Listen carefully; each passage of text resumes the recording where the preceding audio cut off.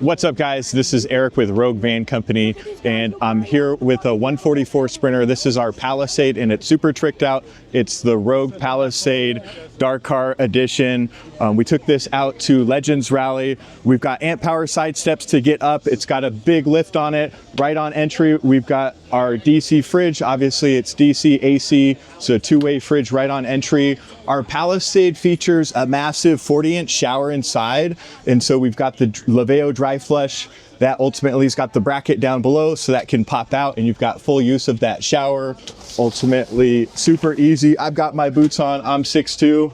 Obviously toilet would come out, but I've got some clearance to have a good time in there. Dimmable lights in the shower. That's going to continue through the rest of our floor plan, so we're going to have dimmable lights up above. I'm also going to have accent lights down below, so I'd be able to adjust those. And then underneath my cabinetry, same thing, I've got dimmable lights with the diffuser on those guys.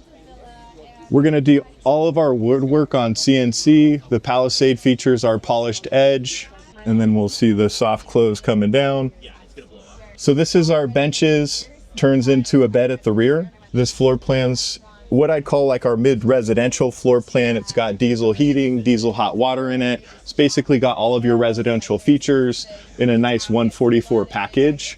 This thing's certainly outfitted with a ton of off-road features, but it's got a really nice residential feel to it. Of course, we've got Lagoon table. We've got that set up so I'd have a really nice, comfortable space to lounge at. I have a couple different floor plans that would interact a little bit differently with a lift lower bed over this space, in a 144 or in a 170.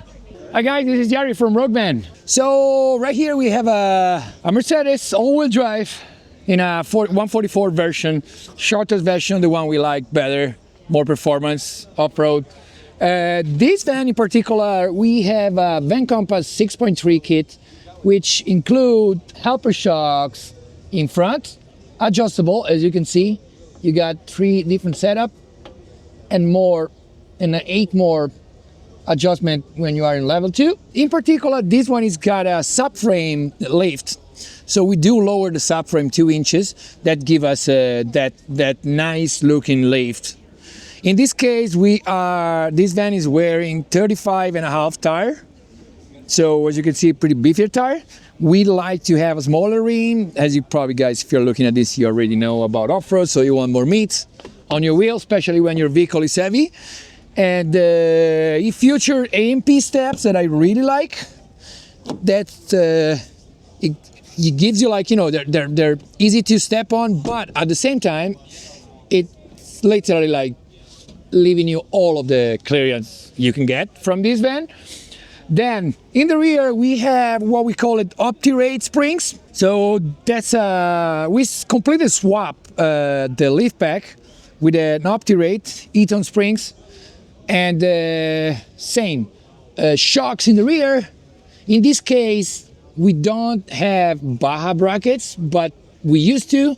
Logistic problem, we don't put them on, but they're gonna be on soon. So Baja Brackets, guys, are very important in a Sprinter because Mercedes keep the same system of a two-wheel drive in the back. So they have the shocks, it's only making pressure on one of the bolts. So that causes the bolt to bend all the time, and sometimes they do get broke, maybe more than sometimes. So there's a system from Van Compass called Baja Brackets that's gonna solve this problem. It's just gonna pretty much push in straight on the frame, on the strongest parts of the vehicle, and so allows the vehicle to be like more responsive and more safe.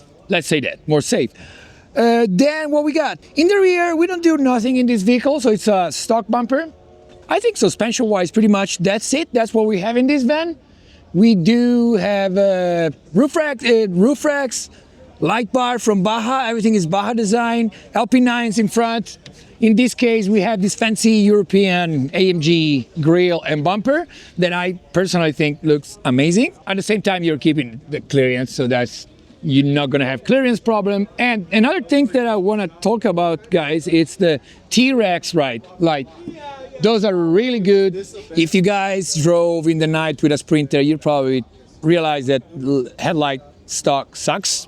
Even if you get the LED one, I really don't like them. So yeah, that's a good solution for you guys. If you guys like more info, you can find us at roguevan.com or on Instagram at roguevan.